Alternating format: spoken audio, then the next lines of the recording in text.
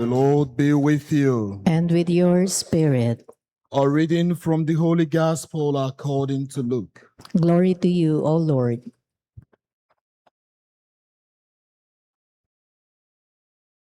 Each year, Jesus' parents went to Jerusalem for the feast of Passover. And when he was 12 years old, they went up according to festival custom.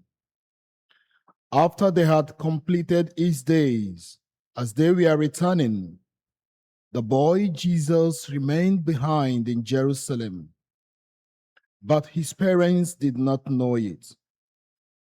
Thinking that he was in the caravan, they journeyed for a day and looked for him among their relatives and acquaintances. But not finding him, they returned to Jerusalem to look for him. After 3 days, they found him in the temple, sitting in the midst of the teachers, listening to them and asking them questions. And all who heard him were astounded at his understanding and his answers.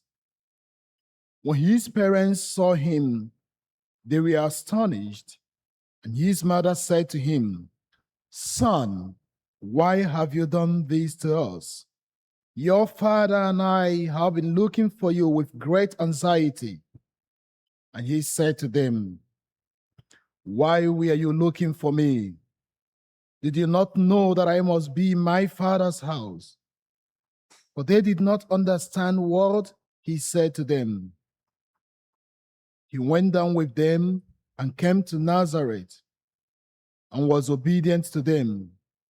And his mother kept all these things in her heart. The Gospel of the Lord. Praise to you, Lord Jesus Christ. Please be seated.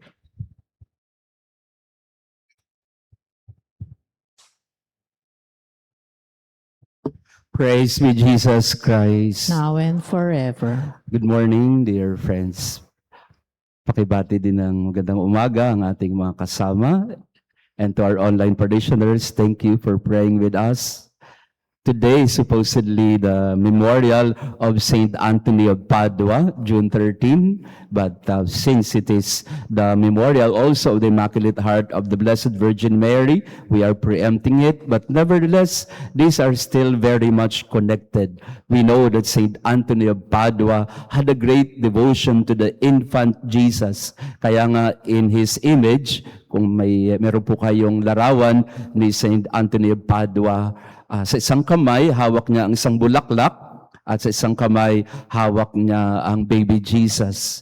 Because Saint Anthony of Padua had that deep connection with Jesus, with the infant Jesus, and his heart was so pure also, symbolized by the flower or the lily in his hand. So Saint Anthony of Padua and the Immaculate Heart are very much connected, in the sense that both hearts are so pure and undivided in love of God.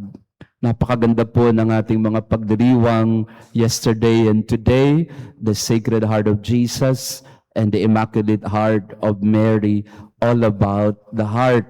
And yesterday, if you were here, we were asking the question, how is your heart? Kamusta ang iyong puso?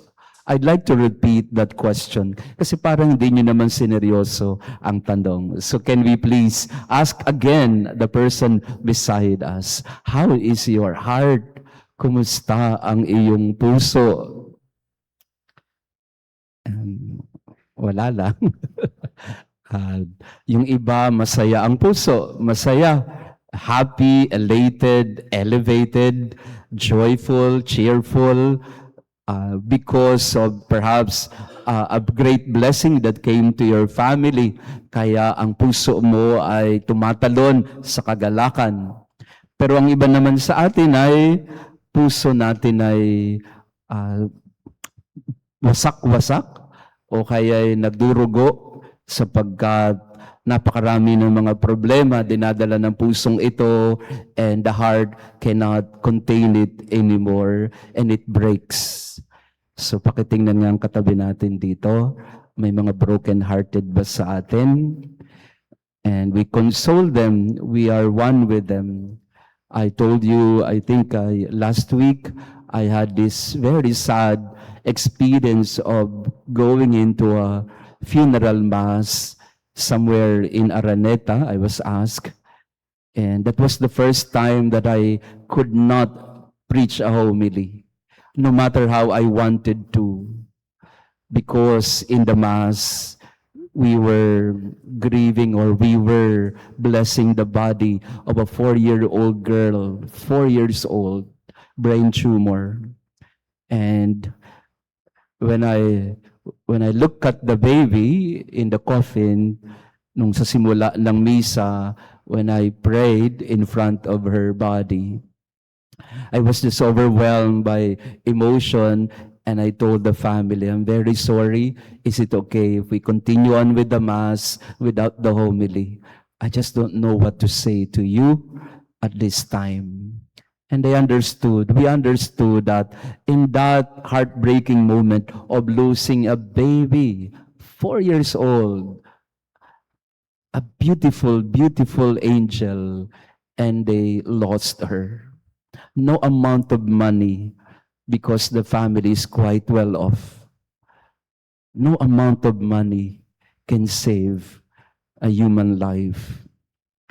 And after that po, I don't know why, because a few days later, one of our parishioners here approached me after the Mass, and he consulted with me. A father who was telling me, may I ask you a question, Father, and if it's okay, can you help me please with this? Pwede bang pakitulungan po ako kasi hindi ko alam ang gagawin ko. And I told him, yes, I am here to listen, and maybe in one way or another I can help. And he told me, I am now, before I go back to the hospital, I just want to see you first, because we are to make a very difficult decision. Our 12-year-old daughter, 12 years old, and in the hospital, and he was telling me, the father of this child, gusto na po naming alisin lahat ng mga nasa katawan niya, Father. But can you please advise me on what to do? Is it bad? Is it something wrong? If we take away, alisin na namin lahat ng mga nakakabit sa kanyang katawan. Of course, I will not tell you what we talk about, but it was really heartbreaking for a father to make a decision of taking away all the instruments in the body of his child. And of course, we know what happened also lately with the basketball player. I think you've been very updated with it. No, itong basketball player na nalunod, na hindi nila alam talaga kung how do we accept these things, these tragedies that befall mothers specifically and fathers. Mahirap maglibing ng anak para sa isang nanay o tatay. Natural na maglibing ang anak ng magulang, pero mahirap tanggapin para sa isang magulang ang mangyayari sa iyong anak. I'm saying this because that's exactly what happened to the two hearts, the heart of Jesus and the heart of Mary. This heart of Mary was warned by Simeon in the temple. A sword will pierce your heart. Yung pagkawala ng anak mo dito sa templo, mild pa lang yan. Nag-aalala kayong dalawa ni Jose dahil hindi nyo makita ang anak ninyo ng 3 araw, pero may higit pang mangyayari sa kanya. Kaya ihanda ninyo ang inyong puso. So if there is a heart that truly understands the heart of Jesus, it's the heart of Mary. They are twins for all intents and purposes. They are twins because we know that Jesus did not have a human father. So physiologically, in terms of anatomy, in terms of DNA, the heart of Jesus was exactly the same as the heart of Mary, because the body of Jesus and his heart came from Mary alone, not from Joseph, not from any human being, but from the Holy Spirit. So therefore, if we are to analyze the DNA of Jesus, and we take also a portion of his heart, it's all about the heart of Mary as well, physically and physiologically. And not only are they united physically in their hearts also had the same destiny in the end. Their hearts would be crowned with thorns. The heart of Mary would be full of sorrow. But their hearts also were undivided in terms of loyalty and fidelity to God. If the Son said yes to the Father in the Garden of Gethsemane, the Mother in front of the cross also said yes to the will of God, in spite of her heart being broken. So we celebrate two hearts today, the heart of Jesus, the heart of Mary. And by extension, we can also say that our hearts must be united with their hearts. Kung ang puso natin ay magiging matatag, kung ang puso natin ay magiging malakas, at kung ang puso natin ay maghihilom, kailangan lagi na ang puso natin ay nakakonekta, nakikipagkaisa sa puso ni Jesus at ni Maria. Unite our hearts, broken they may be, to the hearts of Jesus and Mary. And if I may, also with the heart of Joseph. Because if there were two people who understood perfectly the heart of the Sacred Heart, it was Joseph and Mary, the parents of Jesus. So today, in this time of our life, what we need really is conversion of hearts. If we want to change the world, it must begin with a change in our hearts. Walang magbabago sa lipunan, walang magbabago sa isang bansa o bayan kung walang pagbabago ang puso ng bawat isa. Tayo mga Pilipino, lagi natin sinasabi, may puso tayo. Pero ang worry ko, ang suspetsya ko, wala na tayo. Wala na tayo nun. Oo, may puso tayo dahil matapang, pero wala na tayong puso kasi madalas hindi na tayo marunong mahabag sa isa't isa.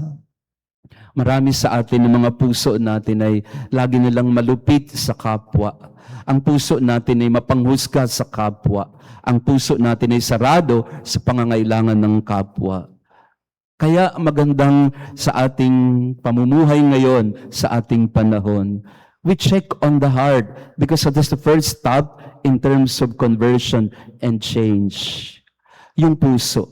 Pope Francis, Pope Leo now, they have been saying about the conversion of the heart as the starting point of any change in society or in the church for that matter. Magsisimula sa puso. Pope Francis, I remember he would say, formation of the heart. We must go back to the heart. In the age of artificial intelligence, in the age of digital technology, in the age of so many things happening around us in terms of wars, conflicts, division, we need to go back to the heart. Kailangan magbalik sa puso. At anong dapat nangyayari sa puso ng tao? Tularan ang puso ni Maria, tularan ang puso ni Jesus. Ang puso na bukas sa pag-ibig, sa pagmamahal at pagkapatawad. Ang puso na matatag sa kabila ng mga krus at mga paghihirap. Ang puso na nakakaramdam, hindi nagdadrama, nakakaramdam ng pangangailangan ng kapwa. Oo, nasasaktan, pero puso na may tiwala at pag-asa. So again, let me go back to the basic question. How is your heart? Kumusta ang puso mo? Kasi baka mamaya yung puso na yan, hindi na nakakaramdam. Masyado nang malupit at masyado nang patay at wala nang buhay, kaya hindi na marunong umunaw at magpatawad. How is your heart? Are you suffering from, I don't know how they call it, but sclerosis of the heart, na hindi na pumipintig dahil hindi na marunong magmahal, hindi na marunong magpatawad?